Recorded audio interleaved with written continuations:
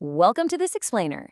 Today we're exploring the life of a man whose story literally spans continents, decades, and some of the most immense historical shifts of the 20th century. We are talking about Watchman Nee.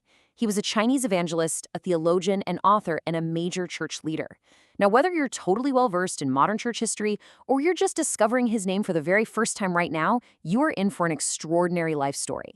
We're going to look directly at the sources to figure out how this one man's teachings helped shape modern Christianity, not just in China, but literally across the entire globe.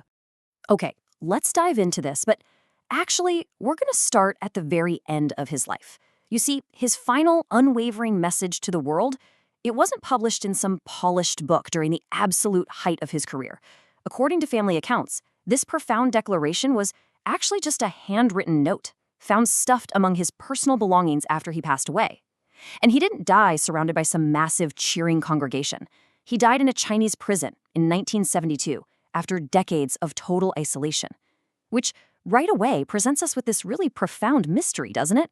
I mean, what kind of life leads a person to face 20 years of imprisonment, yet still leave behind such a definitive, unshakable declaration as their final message to the world?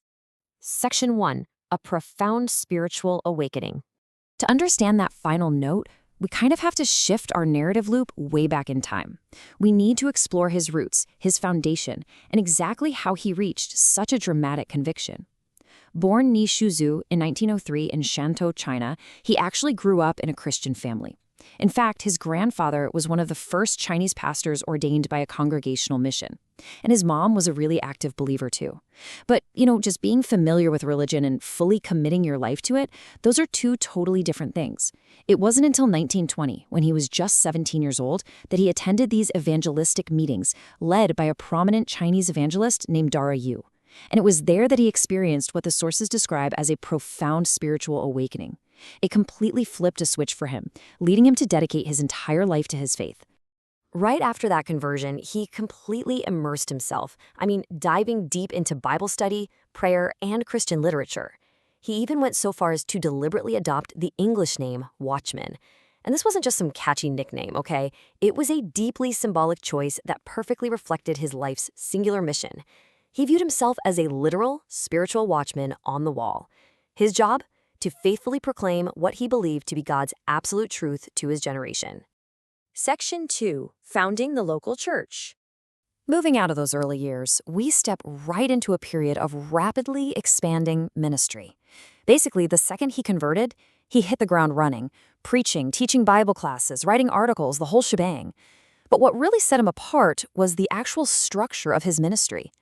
As things grew, his whole philosophy completely challenged the religious status quo of the time.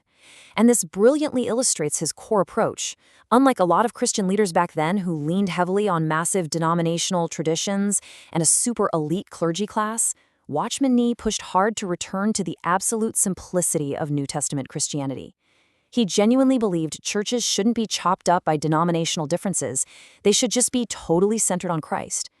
Plus, he was a huge advocate for the priesthood of all believers, meaning every single person in the church should be actively participating in the ministry, not just sitting back in the pews relying on a paid professional to do it all. So, let's look at how this idea spread like wildfire into an actual movement. All throughout the 1920s and 30s, this way of teaching attracted thousands and thousands of young Christians, which led to the establishment of countless independent congregations all across China. They eventually became known as the local churches. They organized around simple core tenets rather than massive top-down structures. Everything, and I mean everything, was rooted in the absolute authority of the Bible, maintaining tight unity among the local believers, practicing deep sustained prayer, and prioritizing grassroots evangelism. It was a completely indigenous, organically grown Christian movement. Section 3. A global literary impact. Now, Watchman Nee's influence wasn't just physical. It absolutely wasn't limited to the churches he visited or the people he spoke to face-to-face. It was deeply, deeply literary.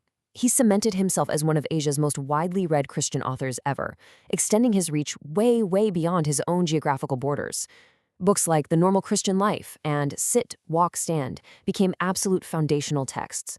His writings mostly tackled the practical, day-to-day experience of the Christian life, spiritual growth, and how a believer fundamentally relates to Jesus. And what you really should take away from this is the sheer longevity of these works. Seriously, these aren't just dusty historical artifacts. They've been translated into dozens of languages, and they are still actively influencing readers, pastors, and theologians all around the world right now. To really grasp his impact, we have to look directly at the words themselves. Listen to this. Our old history ends with the cross. Our new history begins with the resurrection. Man, that is classic Watchman Nee. It beautifully captures his rich theological emphasis on spiritual transformation. He was constantly pointing his readers toward this idea of a completely new life, defined entirely by grace. But right alongside that lofty theology, he was also just incredibly practical. He boldly declared, "A day without time spent in the Word of God is a lost day." I love how compelling that is in its straightforwardness. He championed this extreme, unwavering dedication to daily Bible study, fully believing that to actually live a practical Christian life, you needed constant daily nourishment. No shortcuts. And finally, we look at this thought, which wonderfully wraps up our glimpse into his literary mind. The Christian life is not our living for Christ, but Christ living in us. This really encapsulates how his writings shaped the believer's union with Christ on a global scale. It's a subtle but totally profound shift in perspective that resonated with millions of people. He was teaching them that faith isn't just about straining and trying hard externally, it's about a very real internal reality. Section 4, Challenges during Political Change. We now have to shift our focus to the immense societal shifts that completely altered the course of his life. With the establishment of the Chinese Communist Revolution, the entire landscape for religious movements fundamentally changed. The historical reality of this period involved increasing government restrictions across the board for any Christian ministries operating in China. Now, during this massive political transition, a lot of foreign missionaries made the understandable decision to pack up and leave the country.